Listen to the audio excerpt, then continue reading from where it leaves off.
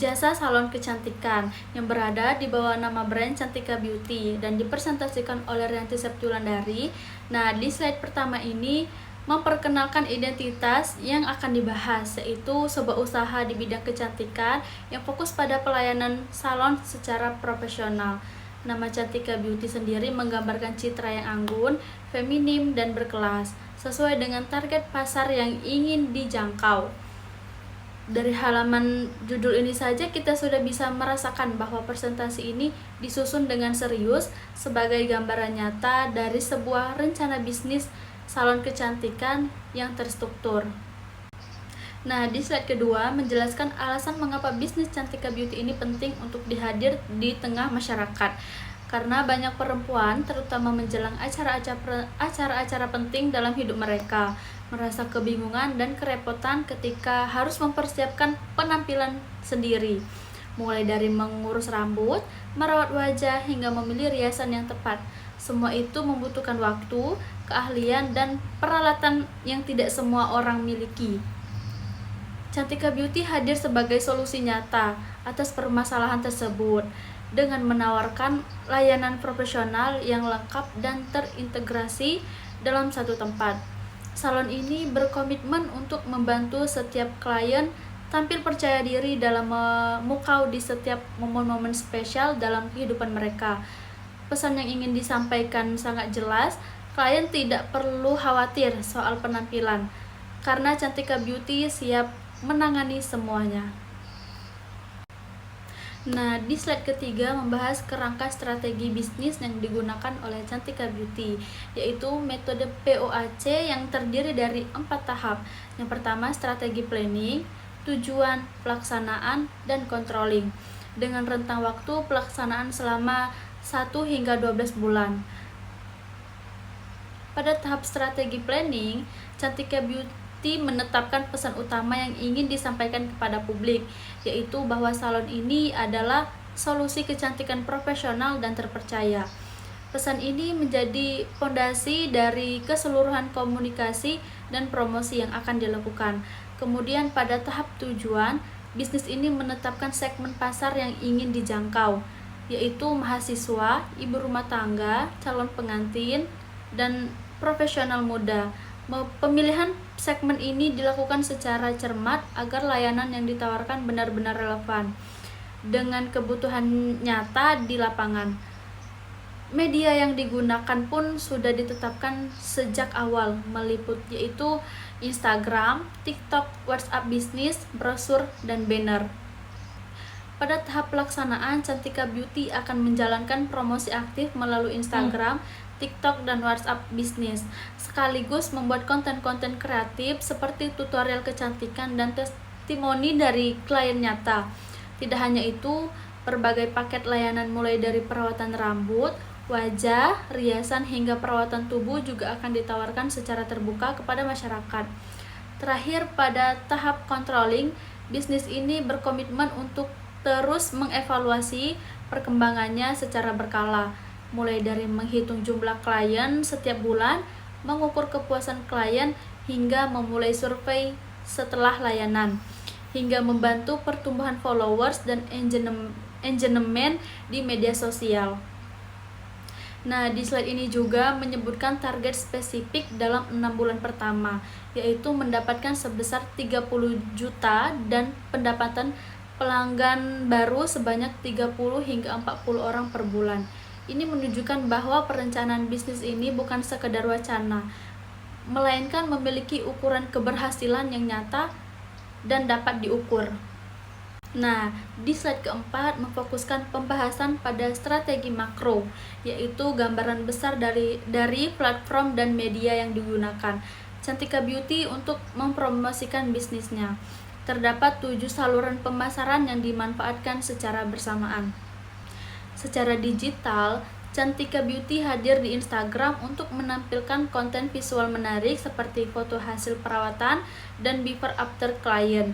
TikTok digunakan untuk menjangkau audiens yang lebih muda melalui video tutorial dan konten hiburan seputar kecantikan. Facebook dimanfaatkan untuk menjangkau segmen yang lebih luas, khususnya ibu rumah tangga dan komunikasi lokal. website resmi fungsi sebagai wajah profesional bisnis di dunia maya, sekaligus memudahkan calon klien untuk mengetahui informasi, layanan, dan melakukan pemesanan. Sementara WhatsApp Business menjadi jalur komunikasi langsung yang profesional, responsif antara tim salon dengan para klien. Di sisi offline, brosur disebarkan di sekitar area salon untuk menjangkau salon klien yang belum aktif media sosial. Sementara banner dipasang di lokasi-lokasi strategis atas nama Cantika Beauty, semakin dikenal masyarakat sekitar. Kombinasi antara pemasaran digital dan fisik ini mencerminkan pendekatan yang menyeluruh dan tidak mengabaikan satupun segmen pasar yang potensial. Nah, pada slide kelima menjelaskan secara rinci siapa saja yang menjadi target pelanggan Cantika Beauty.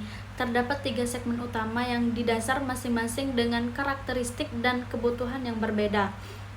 Segmen pertama adalah perempuan berusia 17 hingga 45 tahun yang mencakup pelajar, mahasiswi, dan ibu muda. Kelompok ini memiliki kebutuhan akan layanan perawatan rambut, wajah, dan riasan yang tidak hanya berkualitas baik tetapi juga ramah di kantong. Mereka adalah segmen terbesar dan paling aktif mencari referensi layanan kecantikan melalui media sosial. Segmen kedua adalah calon pengantin, yaitu klien yang akan menikah dalam waktu dekat. Kelompok ini membutuhkan perhatian ekstra karena kebutuhan mereka sangat spesifik, mulai dari riasan pernikahan yang sempurna, perawatan kulit menjelang hari H, hingga penataan rambut yang profesional dan tahan lama. Cantika Beauty menyiapkan paket khusus untuk memenuhi kebutuhan segmen ini. Segmen ketiga adalah wanita profesional dan pekerja berusia 25 hingga 45 tahun. Mereka adalah wanita karir yang memiliki kesibukan tinggi namun tetap ingin tampil prima setiap harinya. Yang mereka butuhkan adalah layanan yang praktis, cepat, dan memberikan hasil yang memuaskan tanpa memakan terlalu banyak waktu.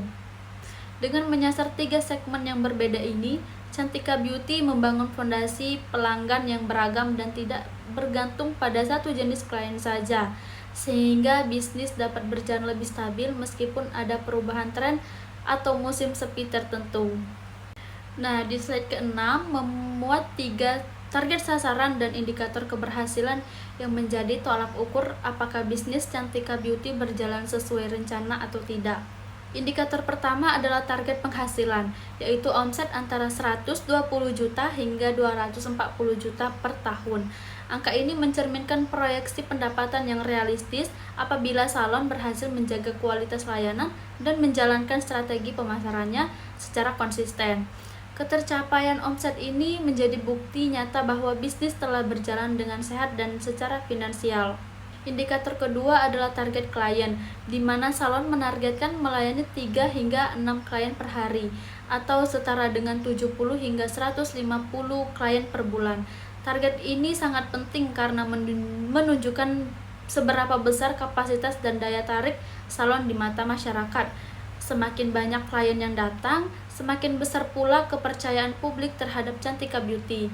Indikator ketiga adalah target pemasaran digital, yaitu pertumbuhan sebesar 10.000 akun media sosial per bulan disertai peningkatan followers dan engagement yang konsisten. Di era digital seperti sekarang, kehadiran yang kuat di media sosial adalah aset bisnis yang sangat berharga, karena dari situlah banyak calon klien yang menentukan dan mempercayai sebuah salon kecantikan. Nah, di slide ke-7 menyoroti 3 manfaat layanan utama yang secara langsung dirasakan oleh klien ketika menggunakan layanan Cantika Beauty. Manfaat pertama adalah klien mendapatkan penampilan terbaik dengan sentuhan profesional. Berbeda dengan merias atau merawat diri sendiri di rumah, layanan dari tenaga ahli menghasilkan tampilan yang lebih sempurna, rapi, dan tahan lama. Manfaat kedua adalah menghemat waktu dan tenaga, karena semua kebutuhan kecantikan tersedia dalam satu tempat. Kalian tidak perlu repot berpindah dan dari satu tempat ke tempat lain hanya untuk mendapatkan perawatan yang lengkap. Manfaat ketiga dan mungkin yang paling bermakna adalah layanan ini terbukti meningkatkan rasa percaya diri klien baik sebelum maupun sesudah menjalani perawatan. Ketika seseorang merasa dirinya tampil baik, rasa percaya diri itu akan terpancar secara alami dan memberikan dampak positif dalam kehidupan sehari-hari mereka. Pada slide ke-8 menjelaskan 2 metode pelayanan yang ditawarkan Cantika Beauty untuk memastikan semua klien dapat mengakses layanan dengan nyaman sesuai kondisi dan kebutuhan mereka.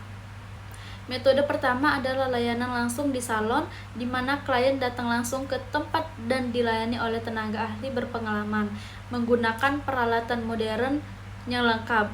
Suasana salon yang nyaman dan profesional menjadi pengalaman perawatan semakin menyenangkan. Kedua adalah home service atau layanan panggilan, di mana tim Cantika Beauty yang akan mendatangi lokasi klien. Layanan ini dirancang khusus untuk memenuhi kebutuhan klien yang tidak bisa meninggalkan rumah, seperti calon pengantin yang sedang bersiap di rumah, ibu yang harus menjaga anak, atau klien dengan acara khusus yang membutuhkan persiapan penampilan di lokasi tertentu. Fleksibilitas 2 metode ini, layanan ini menjadi nilai tambah yang membedakan Cantika Beauty dari salon-salon konvensional pada umumnya.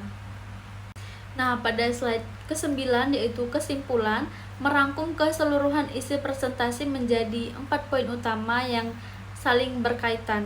Cantika Beauty hadir sebagai jawaban atas kebutuhan nyata perempuan akan layanan kecantikan yang profesional, nyaman, dan terjangkau. Dengan strategi pemasaran digital yang tepat melalui Instagram, TikTok, WhatsApp Business, memiliki kemampuan untuk menjangkau audiens yang sangat luas secara efektif dan efisien. Keberagaman target klien yang mencakup pelajar, ibu rumah tangga, calon pengantin, hingga wanita profesional memastikan bahwa bisnis ini memiliki fondasi yang kuat untuk tumbuh secara stabil dalam jangka panjang. Dan dengan komitmen terhadap kualitas pelayanan serta evaluasi yang dilakukan secara berkala, Cantika Beauty berpotensi besar untuk mencapai omset antara 120 juta hingga 240 juta per tahun, sebuah angka yang mencerminkan keseriusan dan keyakinan penuh terhadap potensi bisnis ini.